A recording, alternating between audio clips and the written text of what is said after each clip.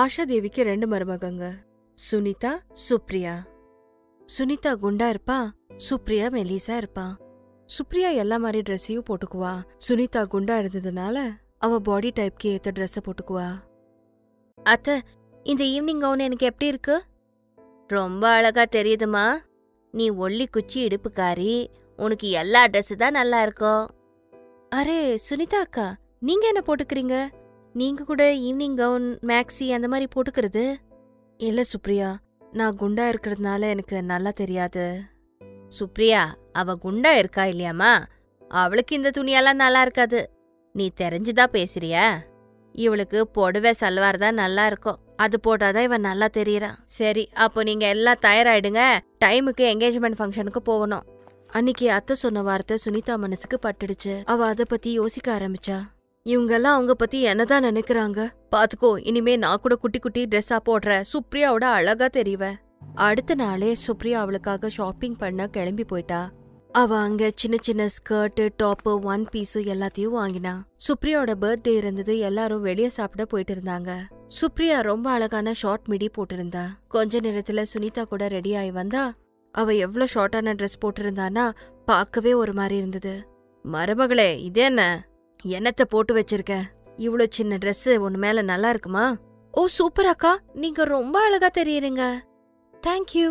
நான் நினைச்சேன் நீ போட்டுக்கும் போது நாயே போடக்கூடாதுன்னு. அதனால நான் கூட ஷார்ட் ட்ரெஸ் தான் போடுவேன். சுனிதா தலை மேல இந்த பூதம் உட்காந்துடுச்சு. சுப்ரியாக்கு ஈடு கொடுக்கணும்னு. அதுதான் அவ பண்ண தப்பு. அவ தினமும் சின்ன சின்ன துணி போட்டுக்கிட்டு எல்லா பக்கமும் போவான். ஷார்ட் ட்ரெஸ் போடுறது தப்பு ஒன்னும் இல்ல. ஆனா எல்லாரும் பாடிக்கு ஏத்த துணி போடுறது தான் நல்லது. அப்போதான் நல்லா இருக்கும். ஆனா இது சுனிதாவுக்கு புரியவே இல்ல. அட, என்னாச்சு சுனிதா? எவ்வளோ நேரமா ரெடி ஆகுவ? வந்துட்டு இருக்கேங்க. ரெடி ஆகுறதுக்கு நேரம் எடுக்கும் இல்ல? சினிமா இப்பவே ஸ்டார்ட் ஆயிட்டு இருக்கும். ஆனா நாம இன்னும் தயாராகல. அப்புறம் எப்படி டைமுக்கு அங்க போக முடியும்? அட, நீ என்ன பொண்டாட்டியோ? இந்த சின்ன நிக்கர் உனக்கு என்னாச்சு சுனிதா? கொஞ்சம் பெருசா போட்டிருக்கலாம்ல. இந்த சின்னதை போட்டுட்டு எவ்வளவு கேவலமா இருக்கு தெரியுமா? சுனிதா அக்கா, நீங்க இன்னும் ரெடி ஆகலையா? அங்க பாரு, சுப்ரியா கூட சின்ன ட்ரெஸ் போட்டிருக்கா. இந்த வீட்ல அவளுக்கு ஒண்ணுமே சொல்ல மாட்டீங்க. என்னதான் எல்லாரும் சொல்வீங்க. நான் சுப்ரியாவோட அழகா இருக்கேன். எனக்கும் இந்த துணி நல்லா இருக்கும். அவளை பாருங்க, பாக்க மெலிசா ஒரு மாதிரி இருக்கா இல்ல? நான் பாக்க ஹெல்தியா நல்லா இருக்கேன். அக்கா, நீங்க பெரியவங்கன்னு வாய்க்கு வந்தபடி எது வேணாலும் சொல்வீங்களா? நீங்க எனக்கு ஈடு கொடுக்கவே முடியாது. எனக்கு வெஸ்டர்ன் ட்ரெஸ் ரொம்பவே அழகா இருக்கும். நான் உங்களை பார்த்து கமெண்ட் பண்றது இல்ல. அதுக்கு நீங்க வாய்க்கு வந்தபடி பேசுவீங்களா? அட, நான் என்ன சொன்னேன்? நான் உன்னோட அழகா இருக்க. எனக்கு தெரியும் நான் குண்டா இருக்கேன். அது வேற விஷயம். பாத்துக்கோ, நான் கூட மெலிசாய் காட்டுறேன். அதுக்கப்புறம் உன்னை விட எனக்கு தான் ட்ரெஸ் நல்லா இருக்கும். ஆஹா, அவங்க யாரு வேணான்னு சொல்லுது. அதுக்கு நான் என்ன பண்றது? அடட, எனக்கு உங்களோட பிக்சர் போக பிடிக்கல. இதுக்கப்புறம் நீங்க என்னோட பேசவே பேசாதீங்க. தீரஜ், நான் பிக்சருக்கு வரமாட்டேன்.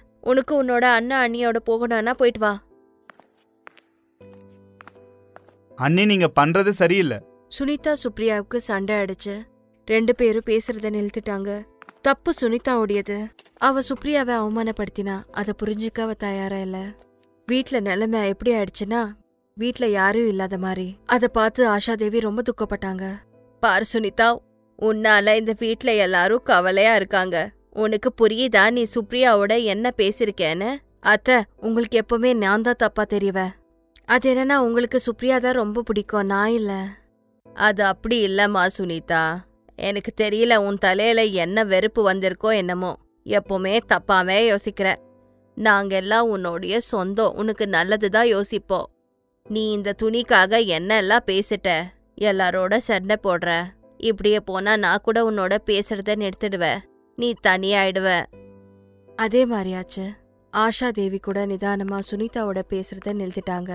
ஏன்னா அவ யாரு பேச்சும் கேக்குறது இல்ல. அவளுக்கு அவளோட தப்பு தெரியவே இல்ல. அவளுக்கு எப்பவுமே அடுத்தவங்க தப்பு தான் கண்ணுக்கு தெரியும். பக்கத்து வீட்டுக்காரங்க கல்யாணம். எல்லாரும் ரெடி ஆனாங்க.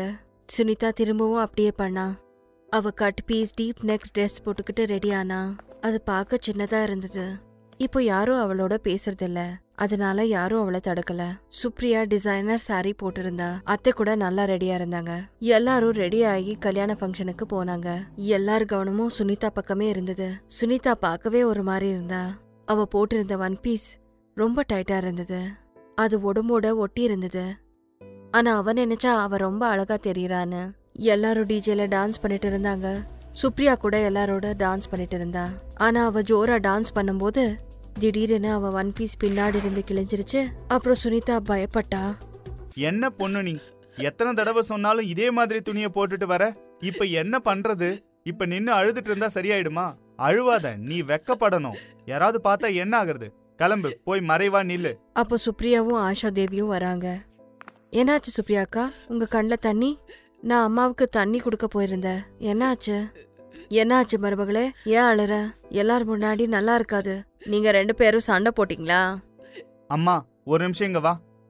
அனில் அவங்க அம்மா காதுல இந்த விஷயத்த சொல்றா. சுப்ரியா, என் பேச்ச கேளு. சுனிதாவோட ட்ரெஸ் பின்னாடி கிழிஞ்சிருக்கு. அதனாலதான் அவ செவர்கிட்ட நின்னுட்டு இருக்கா. கேட்டு வரைக்கும் போற வரைக்கும் ஏதாவது பண்ணு. நினைவிருக்கட்டும், யாரும் பார்க்க கூடாது. அத்தை, நீங்க பயப்படாதீங்க. சுனிதா அக்காவை யாரும் இப்படி பார்க்க மாட்டாங்க. நான் அவங்க கூட இருப்பேன். அக்கா, நீங்க வாங்க, என் கூட வாங்க. நீங்க உங்களுக்கு உடம்பு சரியில்லைன்ற மாதிரி பிஹேவ் பண்ணுங்க. வேற எல்லாம் நான் பாத்துக்கிறேன். சுனிதா சுப்ரியாக்கு முன்ன நின்னா சுப்ரியா அவளை பின்னாடியில இருந்து பிடிச்சுக்கிட்டா. என்ன மருமகளே, சுனிதாவோட உடம்பு சரியில்லையா என்ன? ஆண்டி, அக்காவுக்கு மயக்கம் வந்துடுச்சு டான்ஸ் பண்ணும்போது. வீட்டுக்கு போறோம். சரி ஆண்டி, நாங்க வரோம். அக்காவோட ஹெல்த் நல்லா இல்ல. சுப்ரியா சுனிதாவை கூட்டிக்கிட்டு வண்டிக்குள்ள போறா. எல்லாரும் வீட்டுக்கு வராங்க. சுனிதா ரொம்ப வெக்கப்படுறா. அவ எல்லாருக்கும் சாரி சொல்றா. என்ன மன்னிச்சிடுங்க அத்தை, நீங்க அவமானப்படுற மாதிரி இனி நான் ஒண்ணுமே பண்ண மாட்டேன். அப்புறம் சுப்ரியா, நான் உனக்கு சாரி சொல்லணும். சின்ன விஷயத்துக்காக நான் சண்டை போட்டேன். ஆனா இப்ப கூட நீ எனக்கு உதவி பண்ணிருக்க. அக்கா, ஒரு பிரச்சனையும் இல்ல. உங்களுக்கு ஹெல்ப் பண்றது என்னோட பொறுப்பு. நீங்க என்னோட பெரியவங்க, என்னோட பெரிய அக்கா மாதிரி. ஒரு விஷயத்த நானும் ஒத்துக்கணும். உங்களுக்காக ட்ரெஸ் நான் டிசைட் பண்றேன். ரொம்ப அழகான வெஸ்டர்ன் ட்ரெஸ். ஆனா உங்களுக்கு ஏத்த மாதிரி, உங்களுக்கு சூட் ஆகுற மாதிரி. மருமகளை மனசை கெடுத்துக்காத. எல்லாம் சரியாயிடுச்சு. நீயும் சுப்ரியாவும் இந்த வீட்டோட வெளிச்சம். 2 பேரும் சண்டை போட்டுக்காதீங்க. எப்பவுமே ஒன்னாயிருங்க. சுனிதா சுப்ரியா 2 பேரும் கட்டி பிடிச்சுக்கிறாங்க. சுப்ரியா சுனிதாவை ஷாப்பிங்குக்கு கூட்டிட்டு போறா. அவ பாடி ஷேப்க்கு ஏத்த மாதிரி ரொம்ப அழகான வெஸ்டர்ன் ட்ரெஸ்ஸை வாங்கி தரா. வெஸ்டர்ன் ட்ரெஸ் போடுறது கெட்டதில்ல. ஆனா நாங்க எங்க பாடி ஷேப்க்கு ஏத்த மாதிரி போடணும், தைச்சுக்கணும். அப்போதான் அதை போட்டுக்கிட்டு நாங்க கம்ஃபர்டபுளா இருக்க முடியும். எல்லார் முன்னாடி நாங்க ஏதோ ஷோ காட்டணும்னு சொல்லி அவங்க சிரிக்கிற மாதிரி நடந்துக்க கூடாது.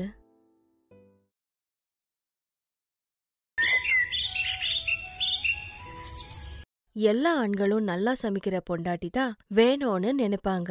ஆனா பாவம், மோகனுக்கு கிடைச்ச பொண்டாட்டி சதா காலம் சாப்பிட்டுக்கிட்டே இருப்பா. இப்படி நிறைய சாப்பிட்டதால அவ ரொம்ப குண்டாயிட்டா. எவ்வளவு குண்டனா உட்கார்ந்துட்டா நிக்க கூட கஷ்டம். ஆனாலும் அவ சாப்பிட்றத விடவே இல்ல. பூரா நாளும் சாப்பிட்டுக்கிட்டே இருப்பா. கல்யாணத்துக்கு முன்னாடி மோகனுக்கு தெரியாது அவ பொண்டாட்டி சோத்து முட்டேன்னு.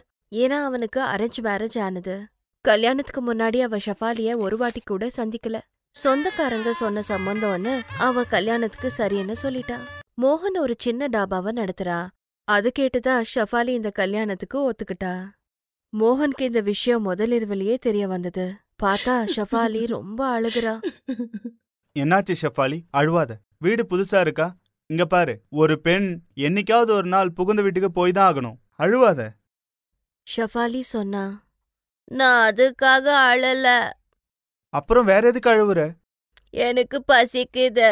1 ஹவருக்கு முன்னாடி தான் நான் சாப்பிட்டேன். அதுக்கப்புறம் நான் ஒண்ணுமே சாப்பிடல. ஆனா 1 மணி நேரத்திலே உனக்கு எப்படி பசி எடுக்குது?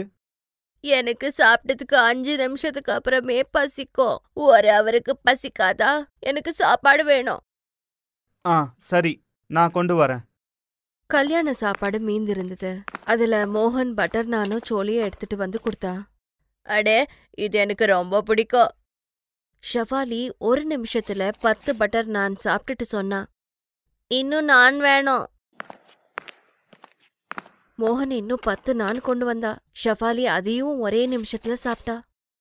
இன்னும் வேணும். அட, நான் காலி ஆயிடுச்சு. அப்போ ரைஸ், பிரியாணி, மட்டன் கொண்டு வாங்க. மோகன் சாப்பாடு கொண்டு வந்துட்டே இருந்தா. அவ சாப்பிட்டுட்டே இருந்தா. இன்னும் வேணும். அட, எல்லா சாப்பாடும் காலி ஆயிடுச்சு ஷஃபாலி. எனக்கு அதெல்லாம் தெரியாது. எனக்கு சாப்பாடு வேணும். எனக்கு மேகி பண்ணி தாங்க. அவ்வளோ சாப்பாடு சாப்பிட்டும் அவளுக்கு பசி அடங்கல. மோகன் 10 பாக்கெட் மேகி பண்ணி கொடுத்தா. மேகி சாப்பிட்டதுக்கு அப்புறம் ஷெஃபாலி சொன்னா, ஆ இப்போ பரவாயில்ல, இப்போ போய் தூங்குங்க. ஷெஃபாலி ரஸாய் போத்திக்கிட்டு தூங்கிட்டா. மோகனும் தூங்கிட்டா. தூக்கத்துல வரிசையா நாத்து புடிச்ச கேஸ விட்டுக்கிட்டே இருந்தா. ஓஹோ, அட என்ன இது? இவளையா நான் கல்யாணம் பண்ண? இவளோட வாழ்க்கை முழுக்க எப்படி இருக்க போறனோ? ஆனா பறவை பறந்து போனதுக்கு அப்புறம் யோசனை பண்ணி என்ன பிரயோஜனம்? இது ஆரம்பம்தான். விடிஞ்சதும் ஷெஃபாலி வீட்ல இருந்த காய்கறி எல்லாம் பச்சையா சாப்பிட ஆரம்பிச்சா. மோகன் எந்திரிச்சு பார்த்ததும் கிச்சன்ல சமைக்க ஒண்ணுமே இல்ல. அட என்ன இது? இங்க எதுவுமே இல்லையே. எனக்கு என்ன தெரியும்? பசிச்சுது, எல்லாத்தையும் சாப்பிட்டேன். 2 மணிக்கு திரும்பவும் பசிக்கும். என்ன சாப்பிடா? சரி, ஓகே, நான் தாபாக்கு போய் உனக்காக உணவு வாங்கிட்டு வரேன். மோகன் டிஃபன் சாப்பிடாம தாபாக்கு போயிட்டா. அத பத்தி ஷெஃபாலிக்கு யோசனையே இல்ல. அவ யோசனையெல்லாம் சாப்பாட பத்தி தான். 2 மணிக்கு மோகன் தாபாவில இருந்து 2 பிளேட் பிரியாணி அனுப்புனா. ஆனா அத சாப்பிட்டும் ஷெஃபாலிக்கு வயிறு நிரம்பல. சாயங்காலம் மோகன் வந்ததும் ஷெஃபாலி ஜோரா அழுக ஆரம்பிச்சா. இப்ப என்னாச்சு? எது கழுவுற? சாப்பாடு வாங்கிட்டு வந்தான்ல. 2 பிளேட் பிரியாணி சாப்பிட்டா எனக்கு பத்தாது. உங்களுக்கு தெரியும் இல்ல நான் எவ்வளவு சாப்பிடுவேன்னு. எனக்கு 20 பிளேட் வேணும். 20 பிளேட்டா? ஷெஃபாலி, நான் ஏழை. தாபால அவ்வளோ பணம் வராது. சாப்பாட்டுக்கே இவ்வளோ செலவு பண்றது என்னால எப்படி முடியும்? நம்ம நிலைமையை யோசி. உனக்கே மொத்த சாப்பாட்டையும் கொடுத்தா மத்தவங்களுக்கு நான் எப்படி விக்கிறது? என்ன நீங்க என் வெயிட்ட பத்தி சாப்பாட பத்தி கேலி பண்றீங்களா? நான் போயிடுறேன். இன்னைக்கே அம்மா வீட்டுக்கு போயிடுறேன். மோகனுக்கு இப்ப ரொம்ப கஷ்டமாயிடுச்சு. கல்யாணத்துக்கு அடுத்த நாள் மனைவி வீட்டை விட்டு போயிட்டா எல்லாரும் என்ன சொல்லுவாங்க? மோகன் ஷெஃபாலிக்கு புத்தி சொன்னா. அழுவாத ஷெஃபாலி. சரி, தப்பு என்னோடதுதான். அழுவாத. என்னை விட்டுட்டு போகாத. நான் போறேன். எனக்கு சாப்பாட குடுக்க முடியலன்னா ஏன் கட்டிக்கிட்டீங்க? மோகன் மனசுலயே சொல்லிக்கிட்டா. இவ இவ்ளோ சாப்பிடுவான்னு எனக்கு தெரியாது. கும்பகர்ணனுக்கு மேல இவ சாப்பிடுறா. அட கடவுளே, இது என்ன எனக்கு சோதனை? ஆனா இது அவனுக்கு ஷெஃபாலிக்கு சொல்ல முடியல. அவ சொன்னா, என்னோடது தப்பாயிடுச்சு ஷெஃபாலி. சரி, ஓகே, உனக்கு எவ்வளோ வேணுமோ இனி அவ்வளோ சாப்பிடு. தாபால உனக்கு என்னெல்லாம் வேணுமோ அதெல்லாம் நான் கொண்டு வரேன். உங்களோட நான் தாபாவுக்கு வரேன் தினமும். ஓகே, அப்படியே பண்ணலாம். அடுத்த நாள் ஷெஃபாலி மோகனோட டாபாக்கு போய் சாப்பிட்டுக்கிட்டே இருந்தா. எனக்கு தந்தூர் ரொட்டி பட்டர் சிக்கன் கொண்டு வாங்க. அட சீக்கிரம் கொண்டு வாப்பா. அதோட தந்தூரி சிக்கனை எடுத்துடுவாங்க. அப்புறம் வெங்காயம். ஷெஃபாலி சாப்பிட்டுக்கிட்டே இருந்தா. சமையக்கார சமைச்சுக்கிட்டே இருந்தா. கஸ்டமர்ஸ் சாப்பிட டாபா வந்தாங்க. சாப்பாடு கிடைக்காம திரும்பி போனாங்க. அட அண்ணன், எனக்கு ஒரு பிளேட்டு ரோட்டியும் தாலும் கொண்டு வாங்க. அட ரொட்டி இருக்கு, ஆனா தால் இல்ல. அப்போ சிக்கன் கிரேவி? அட அதுவும் இல்ல. அப்போ பன்னீர்? அதுவும் காலி ஆயிடுச்சு சார். அட அப்ப என்னதான் இருக்கு? சரி, ஓகே, போய் ரொமாலி ரொட்டி கொண்டு வா, நான் அதை சாப்பிட்றேன். அப்ப மோகனோட சமயக்காரன் கத்தி சொன்னான். ரொட்டி கூட இப்ப எல்லாம் காலி ஆயிடுச்சு. இன்னும் ரொட்டி செய்ய மைதா இல்ல. ஆட இந்த தாபாக்கு வந்ததே வேஸ்ட். இனி எப்பவும் வரமாட்டேன். கஸ்டமர் ஓடி போயிட்டா. ஷெஃபாலி சாப்பிட்டுக்கிட்டே இருந்தா. மோகன் இதயம் வேகமா துடிக்குது. அட கடவுளே, இப்படியே போச்சுன்னா என் தாபாக்கு பூட்டு போட வேண்டியதுதான். எதுக்கு கல்யாணம் பண்ணனே தெரியல. சாயங்காலம் எல்லா சாப்பாடு சாப்பிட்டதும் தூங்குறதுக்கு ஷெஃபாலி வீட்டுக்கு போனா. மோகன் சோகமா டாபாலேயே இருந்தா. அவ சமயக்காரன் அங்க வந்தா. என்ன யோசிச்சுட்டு இருக்கீங்க அண்ணன்? உனக்கு கல்யாணம் ஆயிடுச்சா? இல்ல அண்ணன். அதை மட்டும் பண்ணிடாத. அப்படி பண்ணாலும் முன்னாடியே பொண்ணை பத்தி நல்லா தெரிஞ்சுக்கோ. ஏன்னா என் வாழ்க்கை வீணா போயிடுச்சு.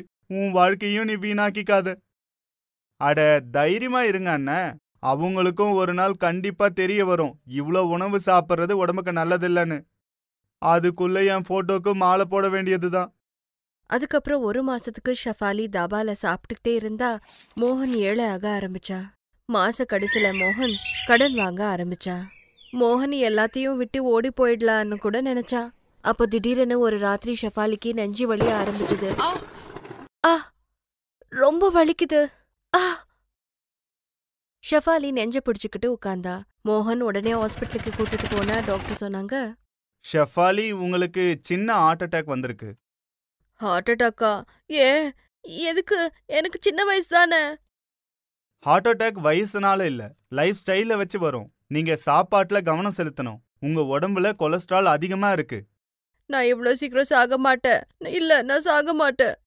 அப்ப நீங்க வேலை செய்யணும், சாப்பாடையும் குறைக்கணும், இல்லனா திரும்பவும் ஹார்ட் அட்டாக் வரும். ஷெஃபாலி பயந்துட்டா. அதுக்கப்புறம் அவ சுத்தமா மாறிட்டா. அவ சாப்பிட்றத குறைச்சிட்டா. உடம்ப குறைக்க அவ டாபால வேலை செய்ய ஆரம்பிச்சா. அதனால டாபாவுக்கும் லாபம். நிதானமா கஸ்டமர்ஸ் வர ஆரம்பிச்சாங்க. இந்த மாதிரி குண்டு பொண்டாட்டி மெல்லிஸ் ஆயிட்டா. அதுக்கப்புறம் மோகன் பொண்டாட்டியோட சந்தோஷமா வாழ்ந்தா. Thanks for watching.